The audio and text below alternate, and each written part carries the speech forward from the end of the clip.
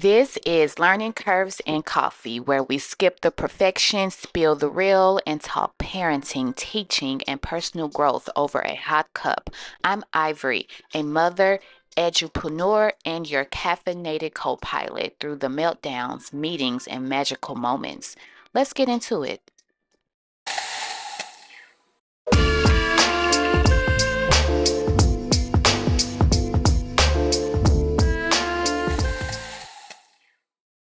Good morning, good morning, good morning, everyone, or good afternoon, wherever you are listening to this. Welcome back to the Learning Curves in Coffee podcast. I hope y'all are taking care of yourself. We are a couple of weeks into the school year as parents. I hope you have found a routine that feels right for you and your child. For the teachers out there, I hope that you also have a routine in school that feels right for you and your child. I hope that you are adjusting through the hiccups and curves, learning curves, if you will.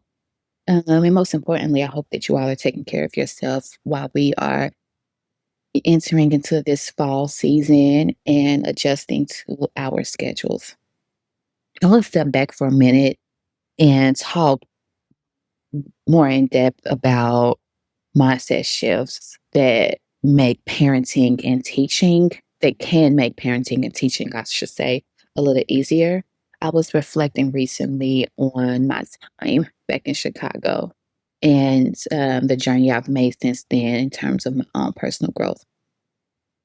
In full transparency, there was a season when I was an assistant principal running a school and raising my son at home. And I had a day where I had just left school, finished up a tough IEP meeting at school with a parent that felt like no one understood her child. And I was heading to my son's own pre-K parent-teacher conference. He was in pre-K at the time. And I recall his pre-K teacher telling me that he would, quote unquote, always be behind. And that felt like a full circle moment for me because, well, I was at school doing my best post COVID to support students and parents and listening to the stories of parents and their frustration. I was also at the same time having my own experience with my student and feeling like the teachers at his school didn't understand him. And so that night, in addition to getting this horrible message from his teacher, and let me say, when she said that, she was like, first I was looking at his report card, honey, and, he was not meeting expectations in terms of his academics. So, of course, that was heartbreaking for me as an educator and someone who values learning and doing well academically. That was soul crushing, but I was trying to keep it together in this parent teacher conference. I was crying, I was shedding tears, but I was still, trying to hold my head up high. And so I will name, she was sympathetic, but she said, like, he's going to always be behind. And I remember thinking to myself, no, he's not. I just knew, and I didn't know what it would look like, but I just knew in my gut. But I also made a mental note and took inventory of how it's essential how teachers speak to parents about their child, especially when you have a child who is neurodiverse, who's autistic, who learns differently, right? Because at that time, Khalil had not been diagnosed with autism. He had a speech delay for sure, and I knew he was smart, but I knew that he couldn't communicate what he knew, and that was going to be the journey we were on. I didn't know that he was autistic at the time, but nevertheless, when she told me that, it crushed my soul, but it also gave me a little bit of fire to say, like, to show and prove that that would not be true.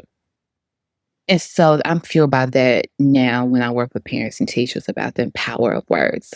So in that moment, I felt like I was failing on both fronts as a mother and as an educator. I thought, if I can't keep it together at home, how am I supposed to help other families at school? And what I learned that over time, this was 4 years ago at this point, but I almost 4 years ago, I believe. But what I learned, what I now know was that I wasn't failing. I was just carrying, quite frankly, an impossible expectation. Emphasis on impossible. The expectation that I had to have it all together all the time. The mindset shift came when I realized that struggling doesn't mean I'm failing. It means that I am human, which is a fact. It's not a theory. It's a fact that when you're human, you fail because you're trying and you're learning something new. And so that's where my discovery, acceptance, and embracing framework was born. First, I had to discover what was really triggering me: the fear, the frustration, the pressure to have it all together, quote unquote. Then I had to accept that both my child and I were on a different timeline, and that didn't mean less than. And finally, I had to embrace the truth that we were worthy, whole, and capable, even in the uncertainty and the chaos that happens occasionally. And here's what I know for sure: I am not alone in this. There was a research study that found that 44% of parents of school age children report feeling frequent stress in their daily lives. For teachers, it's just as intense. The American Federation of Teachers reports that more than 70% of educators say work is often or always stressful. Let me repeat that because I need you all to understand the impact of this on teachers, on parents, and on students. 70% educators say work is often or always stressful. So if you're listening right now and thinking, it's just me, I want you to hear this clearly. It's not just you. The stress is real, and it's also manageable with the right mindset shifts. I always say that it's not about perfection, it's about progress. And so instead of I have to get it all right, I have to get it together, try this.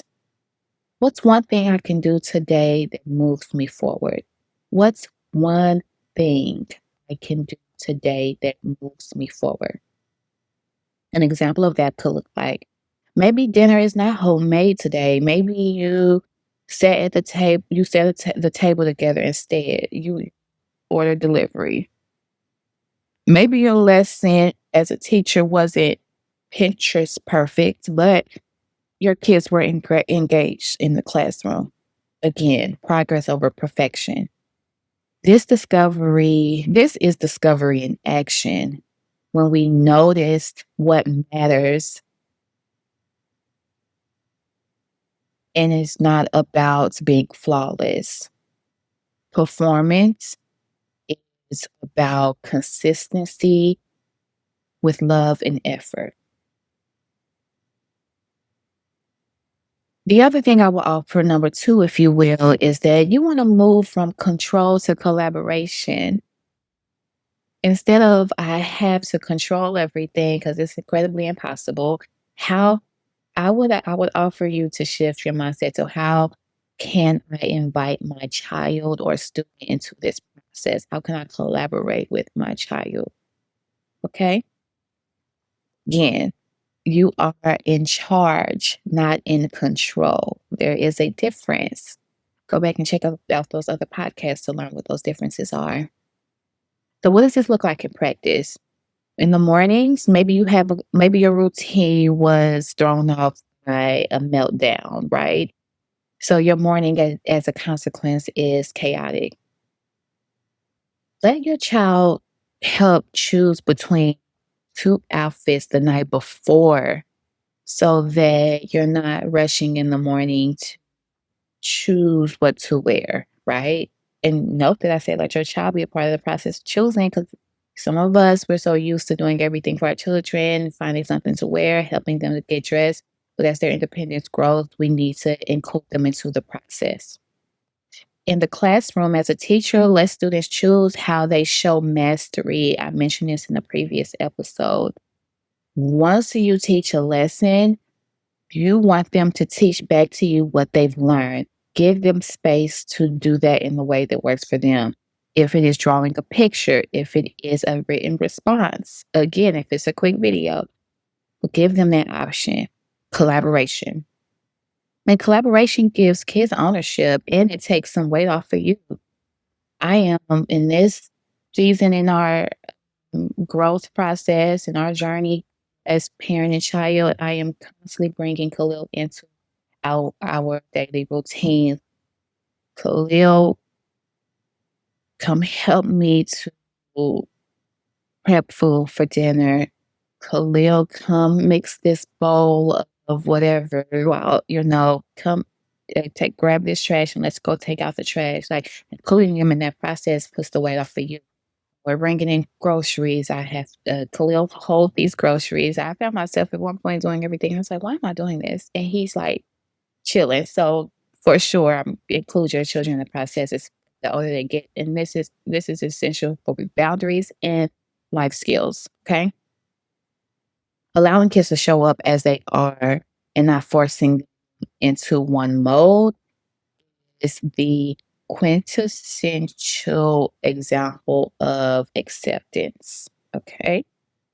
And again, it takes the weight off of you from constantly trying to prove something. I mean, third, yes, third, what I want to offer is that I want you to shift from self criticism to self compassion. This is a journey. It is not overnight. It's something that I have prioritized and I'm continually reminding myself to do. And so instead of beating yourself up about what you could have done, should have done, or could do, ask yourself, what would I say to a friend in this situation? Then say that to yourself, because I'm sure you would encourage your friend. I'm sure you would tell your friend it's okay. I'm sure that you would, give your friend insightful words. Do that to yourself. Be your friend first. And so, an example of that looks like if your child melted down in the store, which has happened to me before. I'm sure it has happened to some of you who are listening to this. Instead of replaying it all night in your head, which we do sometimes when we get home, like I cannot believe that happened. Remind yourself that was hard, but I showed up. I kept them safe, and tomorrow is another chance.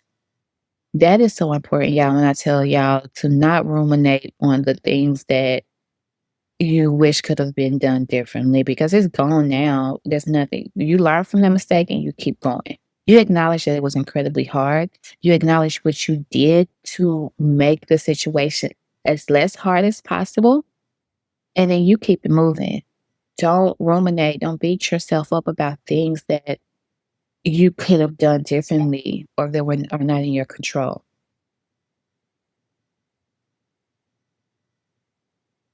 Teachers, same for you. Instead of obsessing over the one lesson that you made a mistake on and that you bombed, remember the dozens of moments that made it feel seen. This is embracing, leaning into perfection and still choosing joy. This is embracing, leaning into imperfection. Leaning into imperfection, meaning still choosing to show up, to try, even when you don't know the outcome, and even when you make mistakes, and choosing joy. Choosing joy.